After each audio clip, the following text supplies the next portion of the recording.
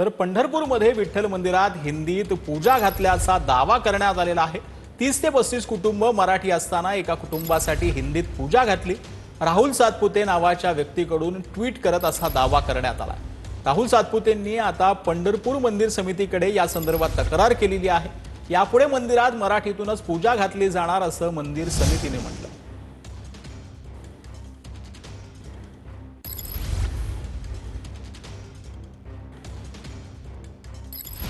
पंढरपुरातील तुलसी अर्चना पूजेचा अनुभव आता महाराष्ट्राच्या आद्य देवताच्या दरबारात देखील हिंदी सक्ती। पंढरपुरात श्री विठ्ठल रुक्मिणी मंदिर समितीतर्फे तुलसी अर्चन पूजेचं आयोजन होतं।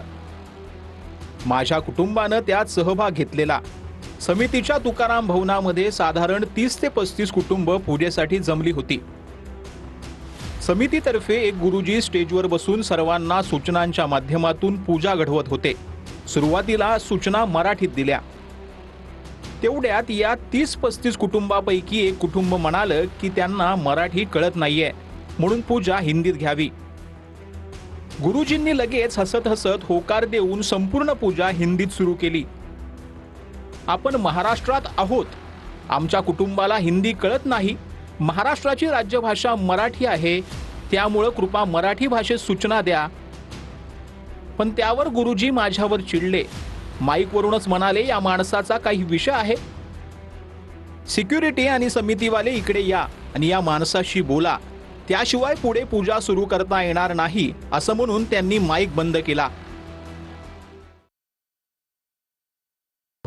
तर निश्चितच त्यांनी केलेली तक्रार सुद्धा मंदिर समितीने गांभीर्याने घेतलेली आहे। मंदिरामध्ये हे पांडुरंग, भगवान पांडुरंग हे महाराष्ट्राचं दैवत आहे आणि या ठिकाणी प्राधान्याने मराठीचाच वापर केला जातो। परंतु पंढरपूरचे भाविक हे परराज्यातून, दुसऱ्या देशातून सुद्धा येत असतात, त्यामुळे त्यांना समजेल त्या भाषेत सुद्धा आपण माहिती देत असतो। निश्चितच या घटनेची मंदिर समितीने गांभीर्याने दखल घेतलेली आहे।